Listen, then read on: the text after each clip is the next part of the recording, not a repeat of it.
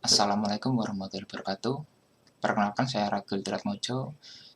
Di sini saya sebagai CEO daripada Shopee. Pada kesempatan kali ini saya akan mempresentasikan tentang pitch deck yang telah kami buat untuk mendalami daripada proses bisnis dan untuk lebih mengenal apa itu startup Shopee yang telah kami buat. Pertama-tama, apa itu Shopee? Jadi Shopee itu adalah startup yang kita buat untuk bergerak di bidang jasa pembuatan souvenir dan merchandise yang kami dirikan baru saja pada bulan Januari 2021 dan kami berbasis di Jogja. Untuk visi kami yaitu menjadi perusahaan yang terkemuka untuk produk souvenir di Indonesia yang tentunya unggul dalam inovasi dan kreasi. Tagline yang kami anut adalah solusi souvenir Anda. Kemudian, apa permasalahan yang kami temui di masyarakat sehingga kami membuat startup Shopee ini?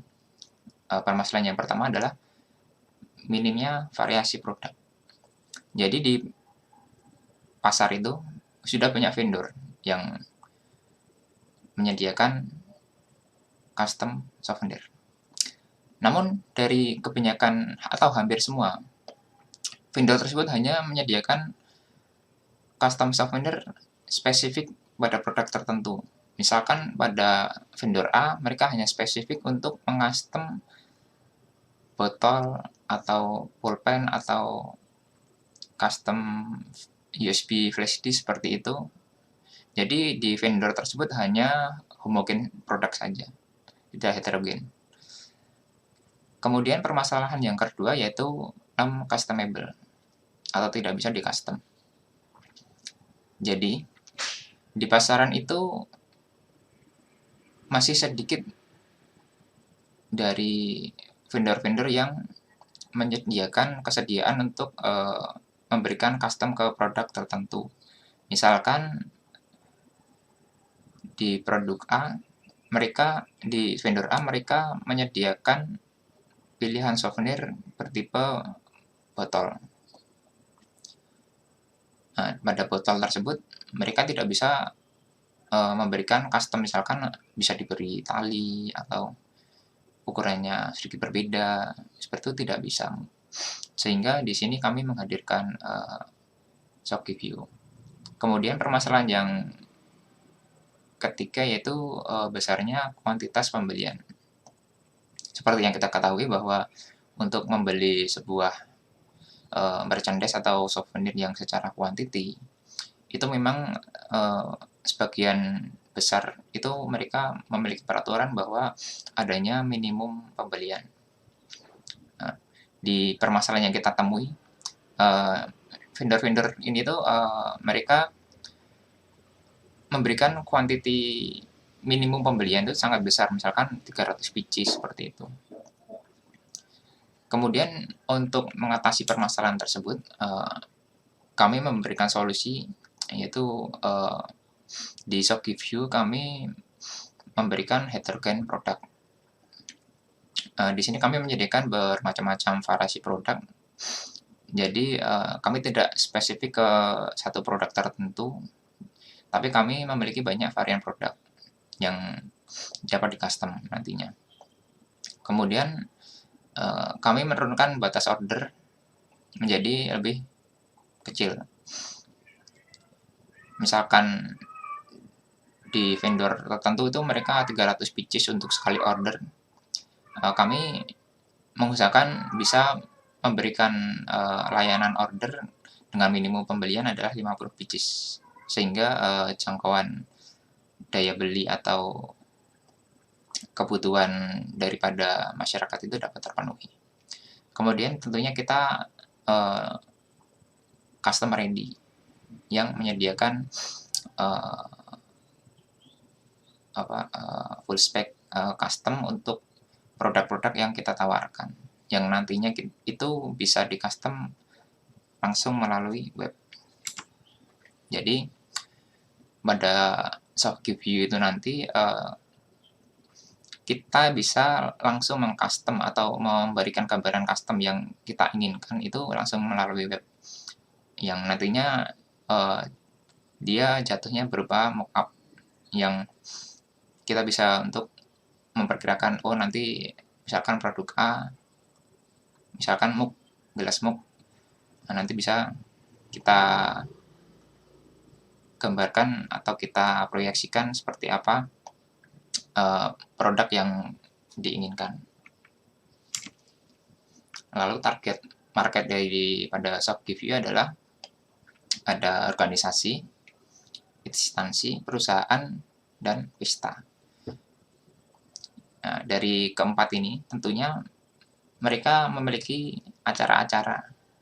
Misalkan organisasi itu mesti memiliki kebutuhan untuk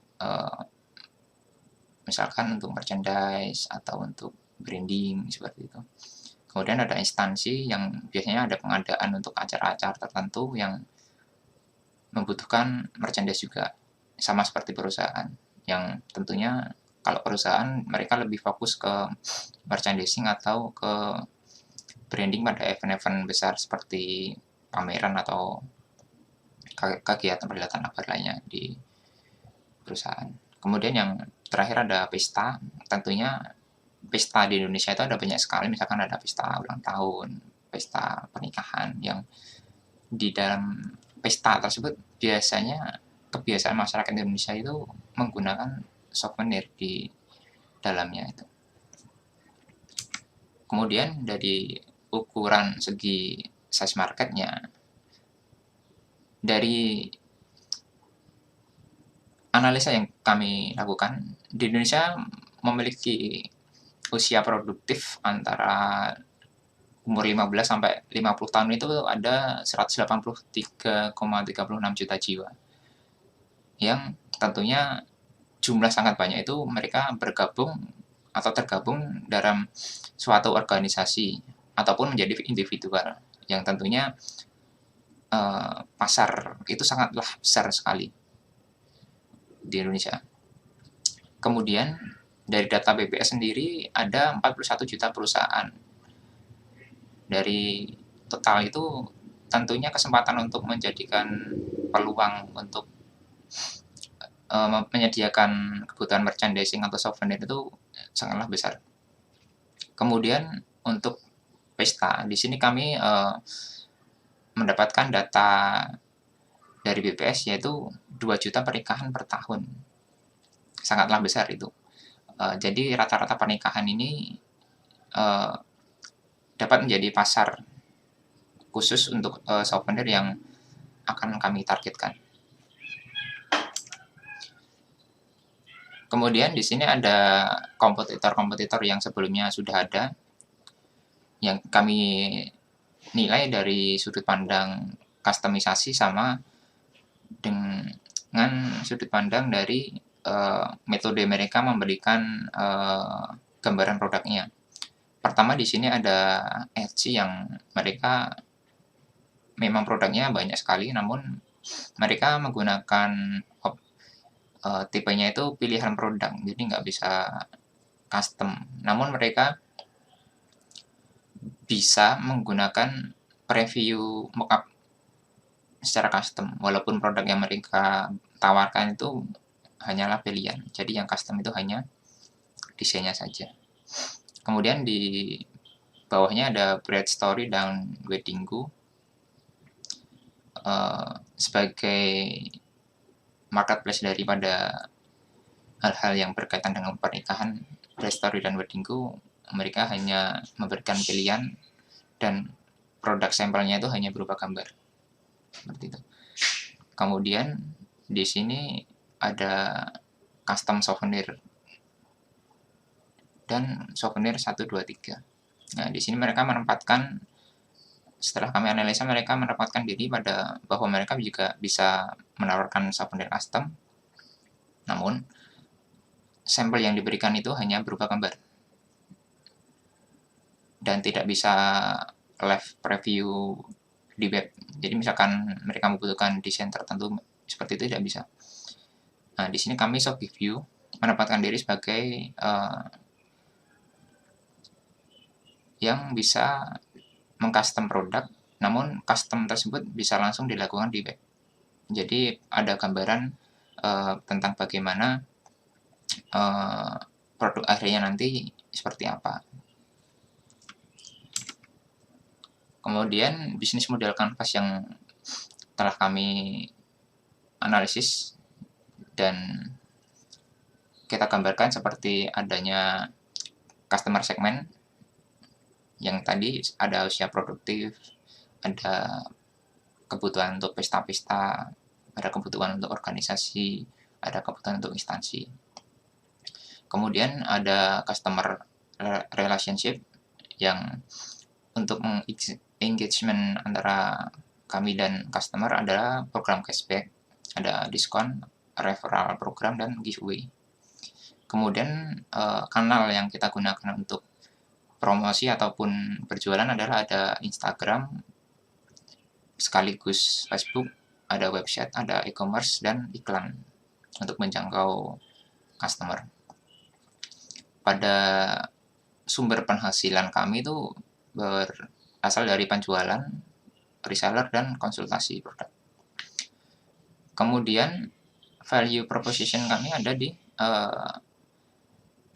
produk yang kami jual itu adalah homemade dan handmade. Jadi produk yang kami buat itu benar-benar buat manual, kecuali bahan mentahnya. Jadi misalkan misalkan ada tas, itu bukan tas cetakan jadi, tapi itu benar-benar dijahit oleh tangan manusia. Kemudian customer ready, harga reasonable, ada garansi, bisa request sampel produk langsung yang benar-benar bisa dipegang, dan adanya live mockup di website yang sebelumnya telah kita bahas. Kemudian aktivitas inti kita ada produksi, riset pasar, promosi dan penjualan, dan pembukuan daripada hasil dari penjualan. Kemudian kunci sumber daya kami ada adanya gudang, inventarisir, ATK, komputer, aset desain, dan bahan baku. Kemudian key partner kami ada pengrajin dan tentunya ada jasa ekspedisi yang membantu kami dalam mengantarkan pesanan konsumen ke rumah-rumah konsumen. Kemudian ada cost structure yang kami punya, yaitu ada gaji karyawan, ada biaya operasional, ada biaya riset, dan biaya jaminan. Kemudian strategi pemasaran yang kami lakukan ada SEO yang utamanya nanti adalah menyasar website kami. Kemudian untuk mendorong SEO itu kami menggunakan paid traffic, yaitu dengan Facebook Ads. Kemudian kami menawarkan penawaran sampel ready, yaitu di mana konsumen misalkan sudah melakukan penggambaran mockup tadi, mereka bisa langsung request, saya ingin memiliki sampel untuk hasil mockup saya. Nah, itu bisa di-request. Kemudian ada variasi ekspedisi. Di sini kami bekerja sama atau bermitra dengan banyak jasa ekspedisi, di mana jasa ekspedisi itu biasanya paling vital karena kuantiti yang sangat banyak. Konsumen itu berpikir 2 kali karena harga daripada jasa ekspedisi itu hampir setengah dari biaya pengeluaran untuk membeli souvenir itu sendiri. Kemudian di sini ada reseller program yang mitra-mitra bisa bergabung dengan kami. Kemudian proyeksi daripada pendapatan yang telah kami analisis 2 bulan terakhir, ini kami lihat daripada sisi SEO yang telah berjalan. Di sini kami memiliki CTR rata-rata itu 2,7% daripada 10.000, yaitu ada sekitar 251 klik yang masuk untuk mengakses produk kita.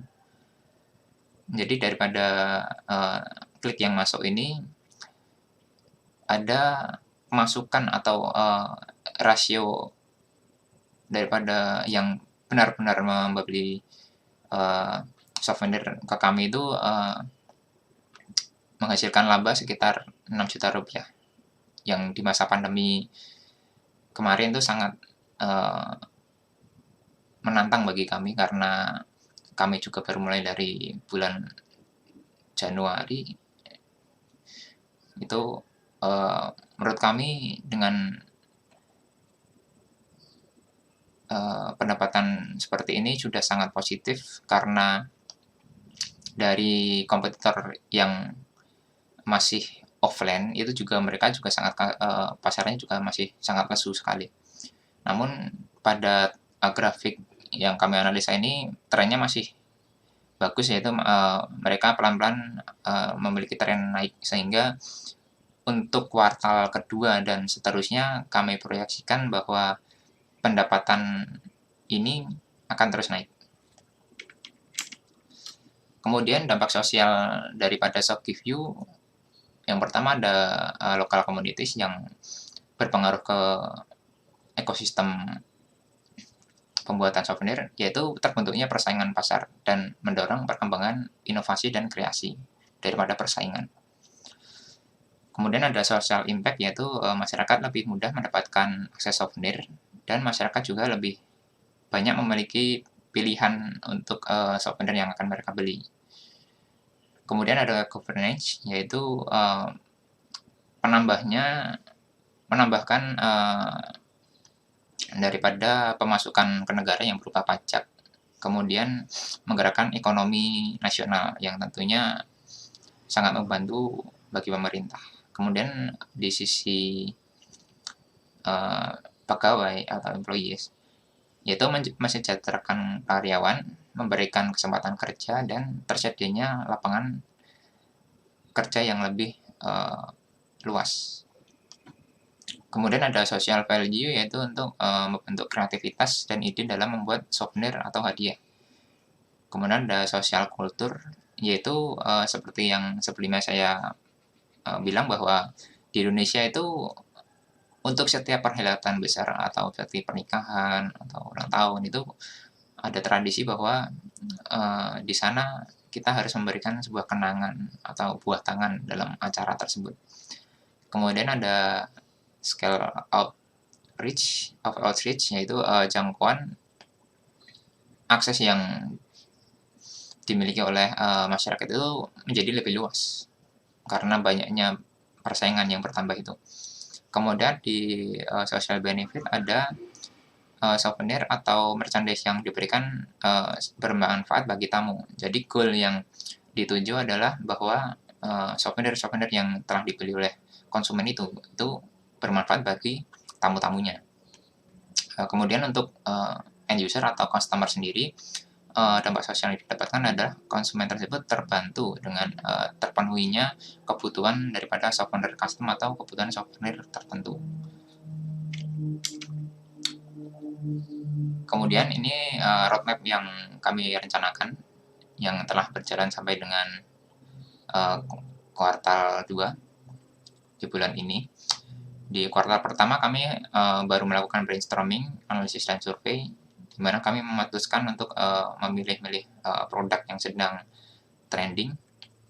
Kemudian kami di kuartal 2 ini sudah mulai melakukan marketing dan eksperimen, kemudian pengembangan web yang masih, tahap development. Kemudian di kuartal 3 kami berencana untuk mengevaluasi, eksperimen produk dan eksperimen, metode marketing kami, dan melakukan, update secara berkala dengan webnya. Jadi nantinya mungkin ada fitur-fitur baru yang mungkin didapat dari, hasil survei ke customer yang telah mengakses ke web kami. Kemudian di kuartal akhir, kami melakukan evaluasi tahunan dan analisa tren tahunan yang tentunya akan sangat bermanfaat untuk, roadmap tahun berikutnya. Karena dengan, adanya analisa tren ini kita bisa mentargetkan misalkan pada bulan Januari atau bulan Maret itu ada tren-tren tertentu pada produk yang diminati oleh konsumen. Misalkan saja pada musim penghujan mungkin ada tren bahwa souvenir yang dipilih ada tipe-tipe yang untuk mengatasi masalah hujan seperti payung atau gelas mug seperti itu. Lalu berikut adalah tim dari SoftGiveU. Di sini ada saya sendiri sebagai founder dan CEO, kemudian ada Muhammad Farhan sebagai CFO, ada Fahrizal sebagai CTO, dan Gusti Rila Praja sebagai CMO. Jadi untuk bisa berinteraksi atau menjalin kerjasama atau bisnis dengan kami, bisa langsung mengunjungi website kami nantinya atau langsung bisa mengontak WhatsApp yang telah tertera berikut.